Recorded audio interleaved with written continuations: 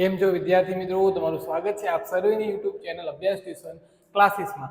હવે બોર્ડની પરીક્ષાને માત્ર ગણતરીના દિવસો જ બાકી છે, એમાં પણ વિજ્ઞાન વિષયનું ભારણ ઓછું કરવા હું તમારી સમક્ષ ધોરણ 10 માં પહેલું, બીજું, ત્રીજું અને ચોથું એટલે કે વિભાગ એ કેમિસ્ટ્રી એટલે કે રસાયણિક વિજ્ઞાનના આઈએમપી પ્રશ્નો લઈને આવ્યો છું। તો પ્રથમ ચેપ્ટર એટલે કે રાસાયણિક વિજ્ઞાનનું પ્રથમ ચેપ્ટર એટલે કે રાસાયણિક પ્રક્રિયા અને સમીકરણ। હવે વિદ્યાર્થી મિત્રો, પહેલા તો ચેપ્ટર કેટલા માર્ક્સનું હોય? તો ટોટલ માર્ક્સ કેટલા? તો કે 5। કેટલા? 5। 5 માંથી એક 2 માર્ક્સનો ક્વેશ્ચન અને એક 3 માર્કનો ક્વેશ્ચન આવે। એક 2 અને 3 ગમે ત્યારે ગમે ચેપ્ટર વાંચવા બેસો એ પહેલા એની બ્લુપ્રિન્ટ પ્રમાણે આપણે માર્ક્સ જોઈ લેવાના, જેથી આપણે વાંચવામાં સરળતા થાય। પછી એવું ખબર જ ન હોય આમાં 4 માર્કનો ક્વેશ્ચન જ આવતો નથી, તો 4 માર્કનો ક્વેશ્ચન આમાં કરવાની કોઈ જરૂર નથી। હવે પ્રથમ પ્રશ્ન શું? તો કે રાસાયણિક પ્રક્રિયા દરમિયાન કેવા ફેરફાર જોવા મળે? જેમ કે તાપમાનમાં ફેરફાર થાય, રંગ બદલાય, એનો કદ બદલાય, આવા ફેરફાર જોવા મળે।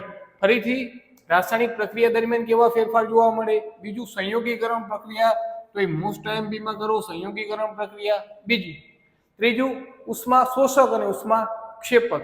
આનો તફાવત પૂછવાની સંભાવના ઘણી વધી જાય, તફાવત પૂછવાની સંભાવના વધી જાય, કારણ કે 3 માર્ક્સમાં પણ બની શકે।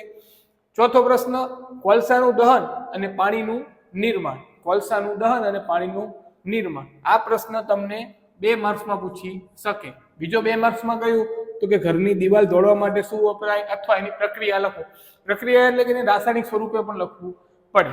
તો આ બંને પ્રશ્ન 2 માર્ક્સમાં આવવાની પૂરેપૂરી સંભાવના વધી જાય। એક એવો ને એવો પ્રશ્ન છે કે સિમેન્ટનું નિર્માણ કઈ રીતે થાય, એ પ્રશ્ન છે, પણ આ 2 પ્રશ્ન મોસ્ટ આઈએમપી આપણે કહી શકીએ। પછી ઓક્સિડેશન અને રિડક્શન, રેડોક્સ પ્રક્રિયા આઈએમપી માં કરી દો, જે 3 માર્ક્સમાં આવવાની સંભાવના છે। વિસ્થાપન અને દ્વિવિસ્થાપન, એ પણ આવી શકે। બીજું ક્ષારણ, હવે ક્ષારણ તમારે ફરજિયાત કરવાનું છે, અને ક્ષારણ કરો એની સાથે એના અટકાવવાના ઉપાય। કારણ કે ચેપ્ટર નંબર 3 એટલે કે ધાતુ અને અધાતુમાં પણ ક્ષારણ આવે, આમાં પણ આવે, એમાં અટકાવવાના ઉપાય આવે। જેથી 2 માં આવતું હોય તો આપણે આઈએમપી કહી શકીએ, કારણ કે 1 માં તો પૂછવાની સંભાવના વધી જાય, અને ખોરાપણું પૂછવાની સંભાવના ઘટી। કેમ કે ઓલી વખતે આપણને પૂછ્યું હતું ખોરાપણું 2 માર્ક્સમાં, તો આ વખતે પૂછવાની સંભાવના નહીં। અને હા, કોઈ સવાલ બેઠો પૂછવાની સંભાવના નથી, કારણ કે વિજ્ઞાન વિષયમાં ઘણા એવા પ્રશ્નો હોય કે જેમને બેઠા પૂછશે નહીં। શું કરશે કે લઘુ દ્રષ્ટિ ગુરુ દ્રષ્ટિ હશે તેવો પ્રશ્ન પૂછે, છેલ્લી પાટલીએ બેઠેલા વિદ્યાર્થીને બોર્ડ દેખાતું નથી, અથવા બોર્ડમાં લખેલું દેખાતું નથી, પરંતુ તેની ડેસ્ક એટલે કે પાટલી ઉપર પડેલી પુસ્તકમાં વંચાય પણ બોર્ડ વંચાતું નથી, તો તેને કઈ ખામી હશે, જે તમે કોમેન્ટમાં મને જણાવજો। હવે છેલ્લો પ્રશ્ન, રાસાયણિક પ્રક્રિયા કેવી રીતે લખાય, એને કેવી રીતે લખી શકાય? તો આ 2 માર્ક્સમાં પૂછાવા જેવો ખરો। કયા આઈએમપી? તો કે સંયોગીકરણ પ્રક્રિયા, ઉષ્માક્ષેપક અને ઉષ્માશોષકનો તફાવત, અને એના એક્ઝામ્પલ, એના સમીકરણો ફરજિયાત કરવા પડશે। બીજું 2 માર્ક્સમાં કયા? તો કે કોલસાનું દહન અને પાણીનું નિર્માણ, અથવા ઘરની દિવાલ દોડવા માટે શું વપરાય। એના સિવાય ઓક્સિડેશન રિડક્શન, એની ઉપર એક નજર નાખવાની, કારણ કે એમાં તો કોઈ એવું છે નહીં જેમાં ઓક્સિજન મેળવે અને હાઇડ્રોજન ગુમાવે, અને બીજામાં હાઇડ્રોજન મેળવે અથવા ઓક્સિજન ગુમાવે, બંનેમાંથી એક તો આ તો આવડે એવું જ છે। એના સિવાય રેડોક્સ ફરજિયાત કરવાનું છે, એના એક્ઝામ્પલ પણ કરવા પડશે। વિસ્થાપન દ્વિવિસ્થાપન નજર નાખીને જવાની, અને ક્ષારણ ફરજિયાત કેમ કરવાનું કે બંને ચેપ્ટરમાં આવે છે।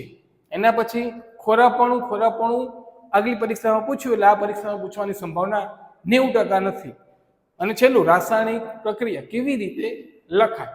તો આટલા પ્રશ્નો છે, તમે નોટ ડાઉન કરજો, અથવા હું તમને ડિસ્ક્રિપ્શનમાં લિંક મૂકી દઈશ, કે જે તમે મને મેસેજ અથવા કોલ કરજો, હું તમને એમાં પીડીએફ મોકલી દઈશ। ચેપ્ટર નંબર 2 એટલે કે એસિડ, બેઝ અને ક્ષાર। સૌપ્રથમ એનો ગુણભાર જોઈ, તો કે ચેપ્ટર 2 એનો ગુણભાર છે 10। 10 માંથી એક 2 માર્ક્સનો ક્વેશ્ચન આવે, અને 2 4 માર્ક્સના। તો વિભાગ ડી એટલે કે સેક્શન ડી માં 4 માર્ક્સના 2 ક્વેશ્ચન આ પાઠમાંથી આવશે। આ પાઠ આપણા માટે ઘણો અગત્યનો થઈ ગયો, કારણ કે 2 આવશે 4 માર્ક્સના, 1 આવશે 2 માર્ક્સનો, 10 માર્ક। થોડા પ્રશ્નો વધુ છે, પણ એમાંથી ઘણા નીકળી જશે। આપણે જે આઈએમપી લાગશે એ જ આપણે કરીશું। પ્રથમ પ્રશ્ન શું છે? એસિડ અને બેઝના સામાન્ય ગુણધર્મો, તો કે આપણને આવડે।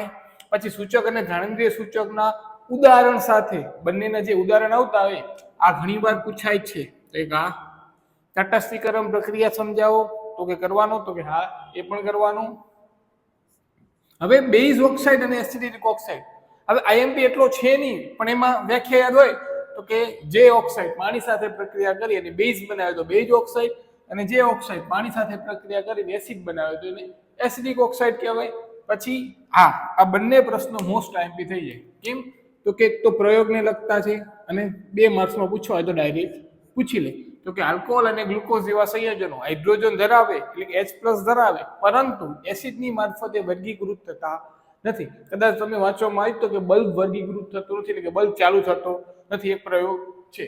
અને બીજું, સાંદ્ર સલ્ફ્યુરિક એસિડને મંદ કરતી વખતે શા માટે તેને પાણીમાં ઉમેરવામાં આવે છે? તો કે પાણીમાં જ કેમ ઉમેરવામાં આવે, અથવા પાણી એમાં ડાયરેક્ટ ઉમેરી શું થાય, તો કે બહાર ઉછળે તો આપણને ઈજા અથવા નુકસાન પહોંચે. તો આ 2 પ્રશ્ન મોસ્ટ આઈએમપી થઈ ગયા. હવે આવશે બધા આ 2 માર્ક્સના પ્રશ્નો હતા. 2 માર્ક્સમાં કયા? સૂચક અને ધ્રાણેન્દ્રિય સૂચક, તટસ્થીકરણ અને વ્યાખ્યા યાદ રહે તો રાખી લેવાની, અને આ 2 પ્રયોગો. પછી આવશે 4 માર્ક્સના. તો 4 માર્ક્સમાં આપણને પેલું જોવા મળે પીએચ માપ કરો. તો કે એક તો પીએચ માપ કરો. હવે બીજો તો કે દૈનિક જીવનમાં પીએચ. હવે દૈનિક જીવનમાં પીએચમાં આપણને ખબર છે કે 5 કે આસપાસ આવે. તો એમાંથી આપણને આવડે એવી બધી પીએચઓ છે, અને જેને હજુ નથી આવડતો તો યુટ્યુબમાં આપણે એનો વિડીયો અપલોડ કરેલો જ છે, લગભગ 8-10 મિનિટનો છે, તો તમે જોઈ શકો. બીજું, NaOH બનાવટ એટલે કે ક્લોરાલ્કલી અને એના ઉપયોગો. ઘણા વિદ્યાર્થીઓ હજુ સુધી આ પ્રશ્ન કરતા નથી, પણ આ પ્રશ્ન એવો છે કે તમને 4 માર્ક્સ અપાવે. કારણ તો આને 3 રીતે પૂછીએ કે એક તો NaOH ની બનાવટ, અથવા ક્લોરાલ્કલી, અથવા હાઇડ્રોજન અને ક્લોરીનના ઉપયોગો, અથવા નામ નિર્દેશન વાળી આકૃતિ પૂછે. અને આ પ્રશ્ન થોડો અઘરો હોય એના લીધે વિદ્યાર્થીઓ સ્કીપ કરે, પણ આ પ્રશ્ન પૂછવાની સંભાવના છે. જેને સારા એટલે કે 70 અપ માર્ક લાવવા, 70 અપ, એને આ પ્રશ્ન ફરજિયાત કરવો પડે. પછી આવે વિરંજન પાવડર એટલે કે બ્લીચિંગ પાવડર. હવે વિરંજન પાવડર, બ્લીચિંગ પાવડર એકવાર નજર મારવાની થાય, કારણ કે વિરંજન પાવડરનો ઇતિહાસ અત્યાર લગી કેવો, 2020માં પૂછાણો, 22માં પૂછાણો, 2024માં પૂછાણો. એનો મતલબ આ વર્ષે પૂછવાની સંભાવના નથી. જો તમે 20, 22, 24માં પૂછાઈ ગયો, આ વર્ષે પૂછવાની સંભાવના નથી. હવે આમાંથી દૈનિક જીવનમાં લગભગ 2 પેજ આપણને પૂછાણતી, દાંતની હતી અને સજીવની હતી. લગભગ દાંતની તો ફાઇનલ હતી. એના સિવાય ખાવાના સોડા, ધોવાના સોડા એકવાર કરજો. વિરંજન પાવડર કરવાની ખાસ જરૂર નથી, પણ નજર મારેલી હોવી જોઈએ. હવે પ્લાસ્ટર ઓફ પેરિસમાં પણ એકવાર પૂછાઈ ગયો, લગભગ 2022 આસપાસ પૂછાઈ ગયો, એટલે આ વખતે પૂછાવાની સંભાવના ઘણી વધી જાય છે. તો પ્લાસ્ટર ઓફ પેરિસ પૂછાવાની સંભાવના વધી જાય. અને 4 માર્કમાં સારામાં સારો ફેવરિટ પ્રશ્ન એટલે કે દાણાદાર ઝીંક. દાણાદાર ઝીંકની પ્રક્રિયા વર્ણવો, પ્રયોગ લખો, આકૃતિ 6. અને દાણાદાર ઝીંક વાંચ્યા પહેલા તમને એ ખબર હોવી પડે કે બીજી રીતે એવી રીતે પૂછાય કે એસિડ અને બેઝ ધાતુ સાથે કેવી રીતે પ્રક્રિયા કરે, તો પણ દાણાદાર ઝીંક જ લખવાનો છે. ઘણા વિદ્યાર્થીઓ અમુક પ્રશ્નો એમને ખબર હોતી નથી. જેમ ગણિતમાં 47મા નંબરનો પ્રશ્ન થેલ્સનો પ્રમેય આવે, પણ જો અલગ રીતે પૂછે તો વિદ્યાર્થીઓ લખતા નથી. એટલે પ્રશ્ન વાંચો, પછી એનો જવાબ તૈયાર કરો. પહેલા પ્રશ્ન ક્લિયર કરો, પ્રશ્ન શું હોય. વિજ્ઞાનમાં ઘણી વખતે તમને આ દાણાદાર ઝીંક નથી પૂછતા, એસિડ અને બેઝ ધાતુ સાથે કેવી રીતે પ્રક્રિયા કરે એ પૂછે. તમે પછી આ પ્રશ્ન લખશો નહીં. એટલે ખાસ પ્રશ્નો વાંચો.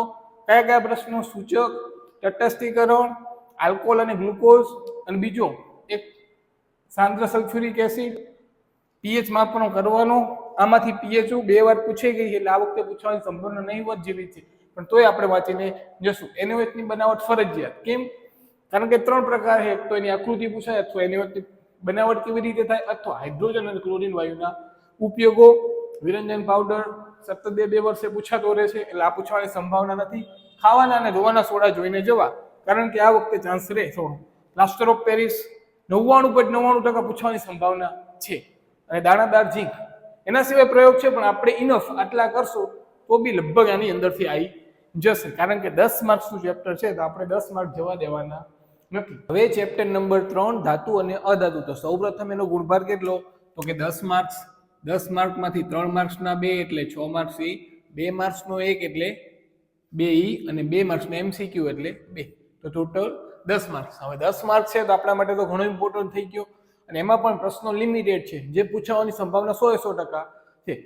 અને 2 માર્ક્સના MCQ છે એટલે તમારે શું કરવાનું, પાઠ્યપુસ્તક એકવાર જરૂર વાંચવું પડશે. 2 માર્ક્સના MCQ ડાયરેક્ટ તો નહીં જ આવડે, તમારે પાઠ્યપુસ્તક વાંચેલું હશે તેમાંથી કોઈ ફેક્ટ ડાયરેક્ટ પૂછાડો તો તમને આવડી જશે. હવે પ્રશ્નો જોઈએ તો સૌપ્રથમ 2 માર્ક્સના 4-5 પ્રશ્ન છે એ જોઈ લઈ, પછી આપણે 3 માર્ક્સના જોઈશું.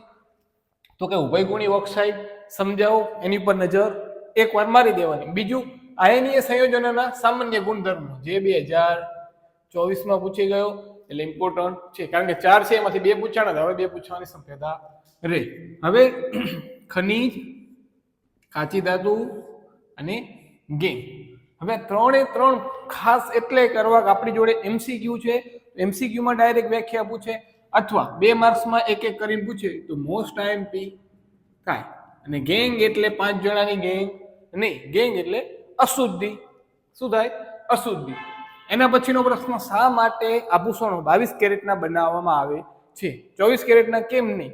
તો કે 22 કેરેટના બનાવવા આવે એમાં મિશ્ર ધાતુ હોય, 24 કેરેટ એકદમ શુદ્ધ સોનું એ કેવું હોય? બરડ, એટલે કે વળી જાય અથવા તૂટી જાય. અને કઈ 2 મિશ્ર ધાતુ નાખવામાં આવે એ તમારી કોમેન્ટમાં જણાવવાનું. બરોબર, તો મોસ્ટ IMP માં ગણી લો. હવે એના સિવાય કઈ ધાતુને કેરોસીનમાં રાખવામાં આવે છે? કઈ ધાતુને કેરોસીનમાં રાખવામાં આવે છે? હાલો, સોડિયમ અને પોટેશિયમ. પણ શા માટે રાખવામાં આવે એ તમારે જણાવવાનું. એટલે 2 માર્ક્સમાં આ પ્રશ્ન પણ IMP થઈ ગયો. આ 4 પ્રશ્ન, આ 3 પ્રશ્નોમાંથી 2 માર્ક્સમાં આવવાની સંભાવના 100% છે. હવે આવશે 3 માર્ક્સના પ્રશ્નો, એમાં પણ ધાતુ અને અધાતુ તમારે કરવાનો ફરજિયાત. કેમ કે 2024માં ધાતુ અને અધાતુ પૂછાઈ ગયો, 3 માર્ક્સમાં પૂછાઈ ગયો. હવે 3 માર્કમાં પૂછ્યો એટલે 6 મુદ્દા તો આપણે આવડવા જોઈએ, અને 6 મુદ્દા આવડતા હોય એના સિવાય આ વખતે પૂછાય કદાચ એમ લખે કે ધાતુ અને અધાતુના અપવાદ જણાવો. અપવાદ જણાવો એટલે આ મોસ્ટ IMP માં ગણો. મધ્યમાં રહેલી ધાતુ એનું નિષ્કર્ષણ, મોસ્ટ IMP. કેમ કે આની અંદર બીજા પ્રશ્ન રહેલા. કયા કયા?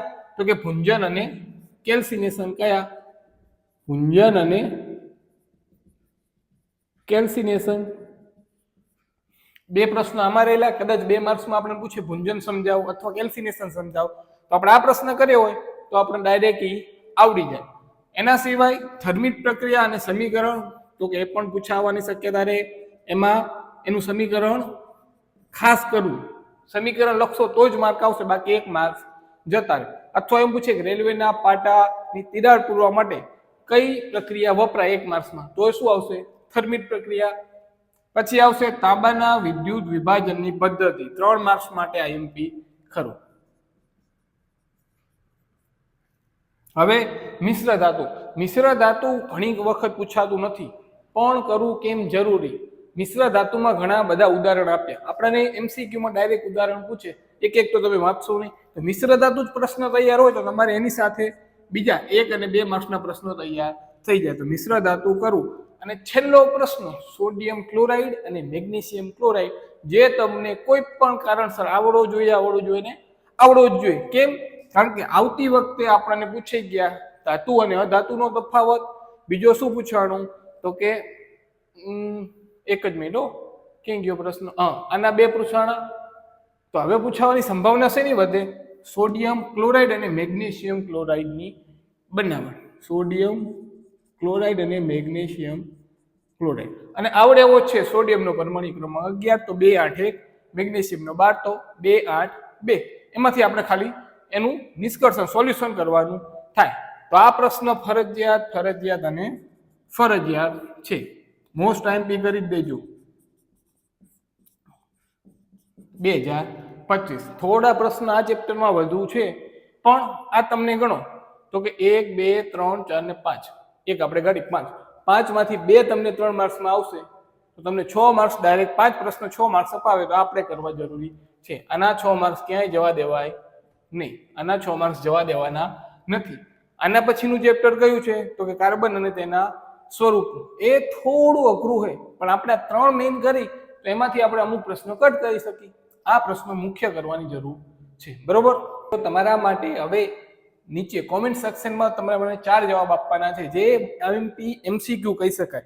તો પહેલો એમસીક્યુ છે કે ઓરડાના તાપમાને પ્રવાહી સ્વરૂપે હોય એવી ધાતુ મને જણાવો. એ કે છરી વડે કાપી શકાય એવી ધાતુ, ઉષ્માની ઉત્તમ વાહક, ઉષ્માની ઉત્તમ વાહક અને ઉષ્માની મંદ વાહક. 4 કયા પ્રશ્નો? ઓરડાના તાપમાને પ્રવાહી, ઉષ્માની ઉત્તમ વાહક, ઉષ્માની મંદ વાહક અને છરી વડે કાપી શકાય તેવી 2 ધાતુ. નીચે કોમેન્ટમાં જરૂરથી જણાવજો. હવે પાઠ નંબર 4 કાર્બન અને તેના સંયોજનો. પહેલા તો એનો ગુણભાર. તો ગુણભાર 6 થી 7 માર્ક્સનો અંદાજિત હોય. એમાં એક 4 માર્ક્સનો આવશે અથવા એક 2 માર્ક્સનો અને એક એમસીક્યુ અથવા 2 એમસીક્યુ આવી જાય. એવું કોઈ બ્લુપ્રિન્ટ પ્રમાણે ફિક્સ હોતું નથી, પણ 4 માર્ક્સનો એક આવશે ફિક્સ જ હોય. હવે એના આપણે પ્રશ્ન જોઈશું. ઘણા વિદ્યાર્થીઓના ચેપ્ટર બોરિંગ લાગતું હશે, પણ આમાંથી 4 થી 3 જ પ્રશ્નો કરીને જવું તોય તમારે 4 માંથી 4 આવવાની સંભાવના ઘણી જાય. કેમ? કારણ કે આમાં પ્રશ્ન એટલા બધા કરવાના નથી. આપણે 2 માર્ક્સ વાળા 3 માર્ક્સ વાળા કાઢી નાખશી, ખાલી 4 માર્ક્સના જ કરવાના છે. અને વિકલ્પમાં હંમેશા યાદ રાખો કે વિકલ્પમાં ડાયરેક્ટ આપણને ક્રિયાશીલ સમૂહ પૂછે OH, CHO, એના ઉપરથી આપણે નામ લખવાનું. કે બીજું એમસીક્યુમાં પૂછાવા જેવું શું? તો કે સૂત્રો. તો કે CnH2n+2 તો કે આલ્કેન, CnH2n-2 તો કે આલ્કાઇન, Cn અને H2n તો કે આલ્કીન. આલ્કેન એટલે +2, આલ્કાઇન એટલે -2 અને પ્લસ અને માઇનસ એક પણ 2 ના હોય એટલે કે સાદું CnH2n હોય તો શું આવે? આલ્કીન. આમાંથી પૂછવાની સંભાવના છે. હવે એના પ્રશ્ન જો શું 4 માર્ક્સમાં? તો કે એસ્ટરીકરણ પ્રક્રિયા લખવાની અને એસ્ટરના ઉપયોગ, ઇથેનોઇક એસિડના ઉપયોગ. આ 2024માં પૂછાઈ ગઈ, 2024માં પૂછાઈ ગયા છે. એટલે હવે રિપીટ થવાના ચાન્સ છે નહીં. છતાં આપણી પ્રાયોરિટી શું એકવાર જોવાનું. હવે આયોનીય સંયોજનોના ગુણધર્મો જે આગળના એક ચેપ્ટરમાં આવ્યા, પણ આ કરીને જવા કદાચ 2 માર્ક્સમાં પૂછાવા જેવો પ્રશ્ન કે સામાન્ય ગુણધર્મ લખો તો ખાલી 2 જ ગુણધર્મને આપણને 2 માર્ક મળે.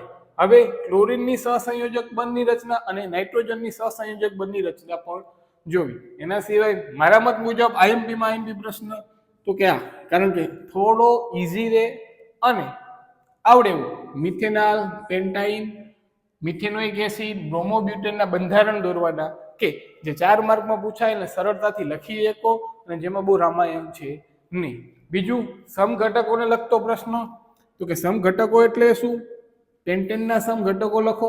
હવે પેન્ટેનની જગ્યાએ બદલી નાખે તો બ્યુટેન કરે, પણ સમઘટકો લખવાની આપણને થોડી ઘણી આવડત હોય તો લખી શકીએ. સમઘટકતા એટલે શું? પેન્ટેનના પૂછે અથવા બ્યુટેનના. આ પૂછવાની સંભાવના ઘણી બધી છે. એટલે કે આ આઈએમપીમાં મોસ્ટ આઈએમપી અને આ 2.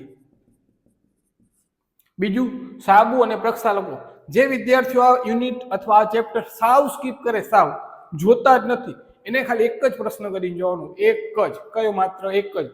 સાબુની ક્રિયાવિધિ સમજાવો. સાબુની ક્રિયાવિધિ, એક જ પ્રશ્ન, બીજું કાંઈ નથી કરવાનું. એક જ કયો? સાબુની ક્રિયાવિધિ. જો આપણા નસીબ હશે તો એ જ પૂછાશે, નહીં પૂછાય તો આ બધા કર્યા આપણે છે નહીં. આ પ્રશ્ન આપણા નસીબ બાજુ હશે તો પૂછાશે જ. ફરીથી સાબુ અને પ્રક્ષાલકોમાં રહેલા ક્રિયાશીલ આયનીય સમૂહની જણાવી અને સાબુની ક્રિયાવિધિ સમજાવો. એક જ પ્રશ્નો કરવાનો છે. અને 2 માર્કમાં કદાચ પૂછાય તો કાર્બન સંયોજનોના ગુણધર્મો એક પ્રશ્ન, અને કાર્બન અને આ આયનીય સંયોજનો તો આપણે વાંચીએ કે. એમસીક્યુમાં 3 યાદ રાખો. આલ્કેન +2, આલ્કાઇન -2 અને કઈ +-2 ના હોય એટલે કે CnH2n હોય તો આલ્કેન. 3 માંથી એક પૂછાય તો આપણા નસીબ. અને ક્રિયાશીલ સમૂહના પ્રત્યેક ઉપરથી આપણે નામ ગોતવાનું. OH હોય, CH હોય, ગમે હોય એના ઉપરથી નામ ગોતવાનું. ઓલ ધ બેસ્ટ બધાને. 15 થી 17 દિવસ તમે તમારા 100% મહેનત કરો. તમારું રિઝલ્ટ સારામાં સારું આવે એવી ઈશ્વરને પ્રાર્થના.